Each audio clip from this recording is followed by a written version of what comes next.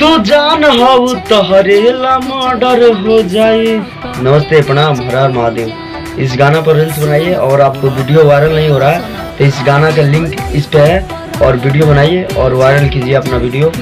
बहुत ज़बरदस्त गाना है और मेरे बड़े भाई छोटू शिकारी के सॉन्ग है, किसी के बाद आएगा। अगर रंगदारी सॉन्ग कोई गाता होगा बहुत पहले से तो छोटू शिकारी है। उनकी गाना तो बहुत लोग चुरा के गाते हैं, हर कोई छोटू शिकारी ना हो जाए, ठीक बा, गा दिला तो हो जाए। भैया छोटू भैया, छोटू शिकारी भैया, आप टेंशन मत लो।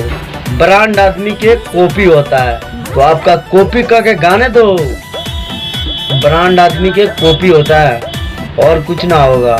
बस मैं यही बोलूँगा छोटू शिकारी भैया, आप टेंशन मत लो, आपके चाहने वाले बहुत है, ठीक है, आप टेंशन मत लो। बस तू जान हो तो हरेला मर्डर हो जाए, इस गाना पर रील्स बनाओ और फेमस करो। और मैं एक बात और बता रहा हूँ, जो बहुत कोई है तू जान हो तो हरेला मर्डर हो जाए, तो सबसे पहले रंगदारी सॉन्ग यही भैया ने लाया था, यही भाई ने लाया था, छोटू शिकारी भाई ने लाया था रंगदारी सॉन्ग।